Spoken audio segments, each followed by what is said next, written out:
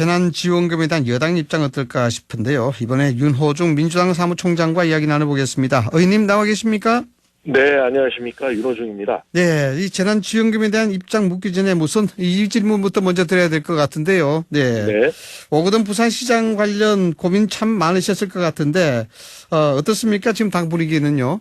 네, 먼저 우리 당 소속 그 자치단체장이 불미스러운 일로 임기 중에 사퇴하게 된 것에 대해서 다시 한번 국민 여러분께 사죄의 말씀을 드리고요. 네. 또 시정 공백이 발생한 데 대해서도 부산 시민 여러분께 사과의 말씀드립니다.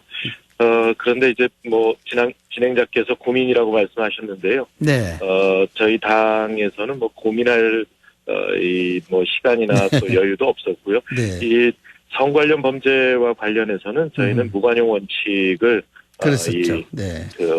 분명히 하고 있기 때문에 본인이 사퇴 의사를 밝혔으므로 이 윤리심판원을 통해서 징계 절차에 즉각 착수했습니다. 네. 물론 이제 이런 사태가 일어난 데 대해서 혹시 우리 당에 제도적인 그 보완책이 있는지 네. 이런 것들은 또 강구해 나갈 예정입니다.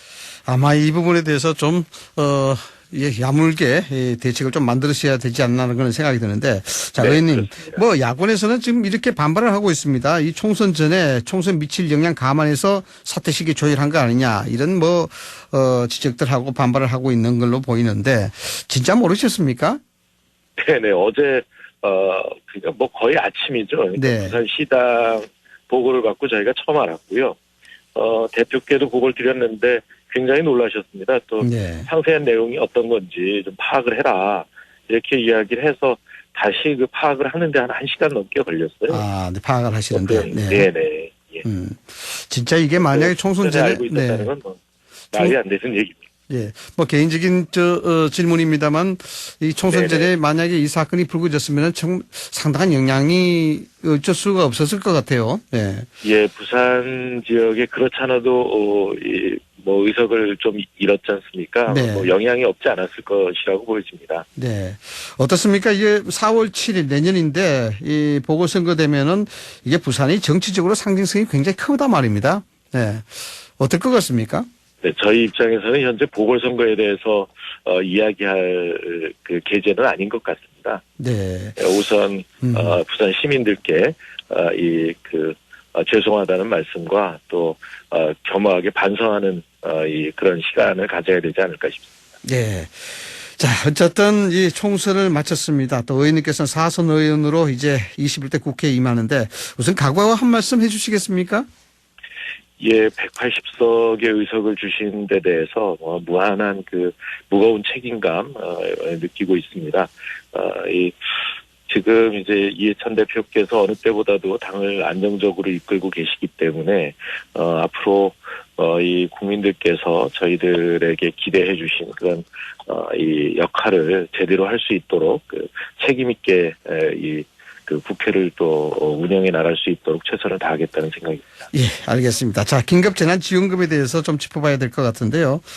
방금 김재훈 의원과도 통합당 김재훈 의원과도 인터뷰를 했습니다만은 이 자발적 기부 방안에 대해서 이게 정상적인 국가 운영 방식이 아니다 이렇게 지금 이야기하고 있거든요. 그 의견에 대해서는 어떻게 생각하시는지요? 네, 자발적 기부 방식은 우리가 처음 쓰고 있는 것은 아니고요. 네. 제가 이제 고위당정청 협의 때에도 이야기를 했습니다만 이 데이빗 캐머런 영국이죠. 영국의 네. 데이빗 캐머런 이 수상 때 네. 빅 소사이어티 전략이 있었습니다. 큰 사회 전략이죠. 네. 여기에 핵심적인 요소는 자발적 기부에 의한 사회적인 결정. 으로 이렇게 사회적 구조 이런 것들이 이 주요 정책 중에 하나였습니다. 네. 우리나라에서도 지금 이제 이 전례 없는 국난을 맞고 있는데요. 네. 이런 시기에 국가 운영에 아주 유효한 아젠다로 검토해 볼 수 있는 그런 정책이라고 생각을 합니다. 그런데 이제 그 야당 쪽에서 너무 그러니까 이 100% 이 지급에 대해서 이 선거 때 먼저 주장을 해놓고 이제 네. 와서 사실 이 시건을 하고 있는데요.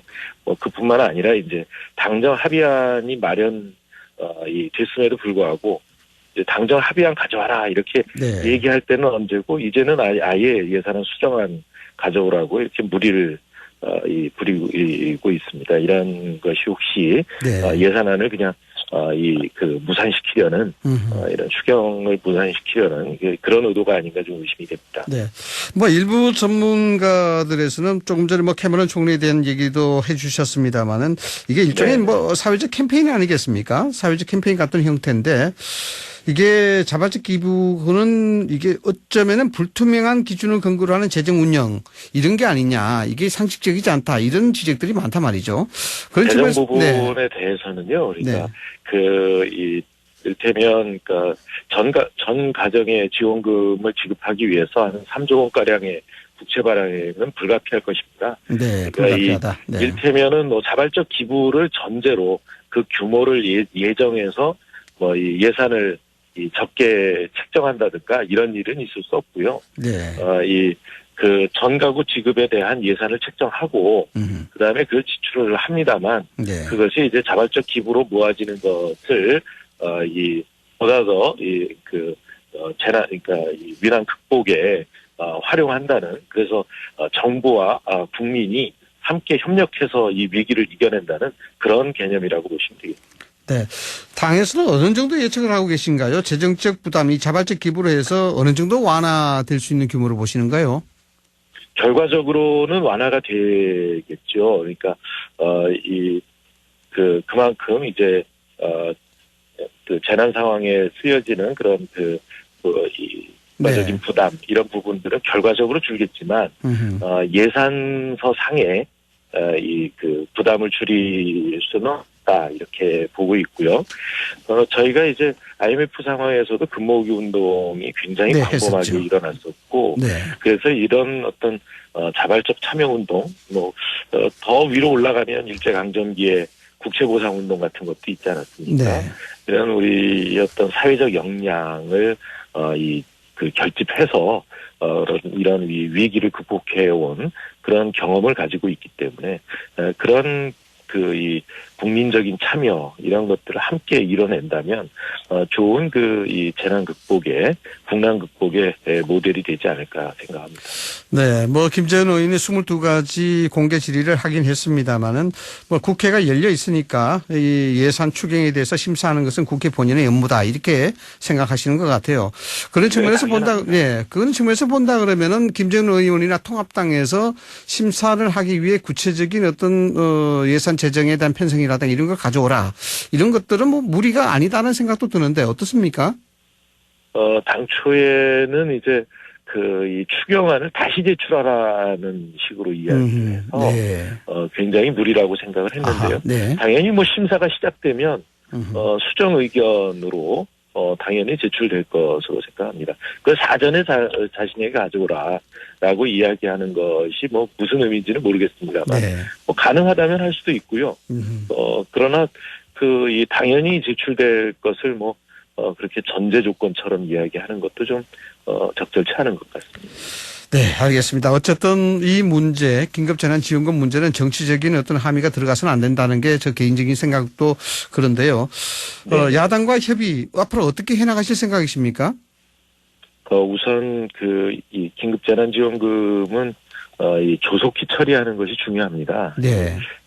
지금 이제 4월 말까지 처리를 해도 5월 한 15일 정도 돼야 지급이 가능하다라고 합니다. 그래서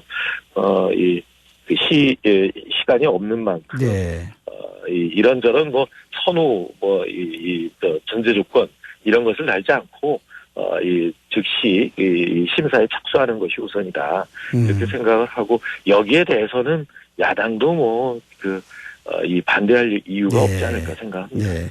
야당도 반대할 명분이 없을 것이다. 예. 알겠습니다. 더불어시민당하고 5월 15일까지 합당 작업 마무리하겠다 이런 방침 밝히셨는데 만약에 말이죠. 미래통합당이 위성정당, 미래한국당이 독자적인 교섭단체 구성하시더라도 이 방침 변함 없으십니까? 네, 미통당이나 미한당이 통합할지 안 할지 이것과 무관하게 저희는 시민당과 합당하겠다 이렇게 분명히 한 것이고요. 그렇게 진행을 하고 있습니다. 그런데 이제 그 걱정되는 것은 사실 그 미래한국당을 이 통합을 할런지 뭐 거기에 대해서 미통당 내부에 아예 논의 자체가 없어서요. 네. 이 저쪽 당이 어떻게 할지는 뭐 모르겠습니다만 그건 뭐 변수가 아닙니다. 뭐 저희에게. 지금 보완하고 있는 건 아닐까요?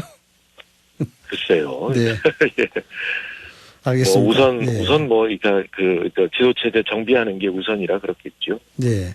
어쨌든 총장님 보시기에는 현재까지 민주당에서 더불어시민당과 합당하는 부분들은 다른 어떤 외부 변수에도 불구하고 방침을 유지해 나갈 것이다. 이렇게. 네, 그것은 분명합니다. 네, 알겠습니다. 원내대표 선출일이 오는 5월 7일 아닙니까? 네, 네네. 이게 이제 180석 차기 원내 사령탑에 대한 관심 굉장히 뜨거운데 네네. 어쨌든 우리 의원님께서는 총선을 성공적으로 진두지휘하신 만큼 여러 군데서 출마 요청 많으신 걸로 알고 있습니다. 어떻습니까? 예. 네, 뭐 좀 이렇게 추천을 해주시는 분들이 계십니다. 이제 선대본부장으로서 이제 그 압승을 한데 또 뭐 기여했다는 면이라든가 아니면 또 이 시스템 공천을 잘 정착시켰다. 그런 평가도 있고요. 뭐 그래서 말씀 주시는 것 같습니다만 우선은 뭐 지금 제가 사무총장직을 맡고 있기 때문에 네. 당무에 책임을 지고 있어서 당 대표의 허락이 있어야 출마가 가능합니다. 지금 대표께서 내일 이제 휴가에서 복귀를 하시는데요. 당무에 복귀하시면 이 뜻을 여쭈어서 결정할 생각입니다. 네. 그 말씀은 출마 생각이 있으시다는 말씀으로 해석해도 될까요? 사실 뭐 출마 생각보다요. 우선은 지금까지 이렇게 당을 여기까지 끌고 온 이 분들 책임지고 또 이끌어 왔던 분들 사이에 좀 더 뭐 풍부한 논의가 있어야 되지 않을까. 그런데 네. 그런 것들이 이제 그 선거 이후에 너무 시일이 촉박하지 않았습니까? 네, 그렇죠. 충분히 이루어지질 않고 있어서 이번 주말이라도 이 많은 분들과 의논을 해서 네. 이 결정을 할 생각입니다. 네. 많은 분들의 의견이 좀 모아지면은 바로 이제 출마하실 생각 있으시다. 이렇게 이제 해석을 해도 되겠군요. 예. 뭐 현재 출마의 뜻을 가지고 계신 분들과도 협의를 해야 될 일이 뭐 있죠. 그래서 드리는 말씀입니다만 김태년 의원님과는 어떻게 이야기를 좀 자주 나누십니까? 이 교통정리를 좀 해야 된다는 그런 전문가들 지적도 있던데요.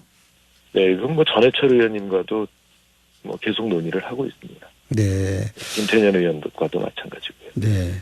아무래도 뭐 이 180석에 대한 거대 여당을 이끌고 가는 원내 사람다 그만큼 뭐 비중도 크고 또 보는 눈도 아주 따가우지 않겠습니까? 그래서 예, 관심이 많을 것 같습니다. 누가 해야 되냐도 중요하겠습니다만, 네. 그러니까 이 당을 책임지고 있는 사람들이 이 어떻게 그 원내대표 맡을 사람들을 결정해 나가느냐 이런 것도 굉장히 중요한 것 같습니다. 네.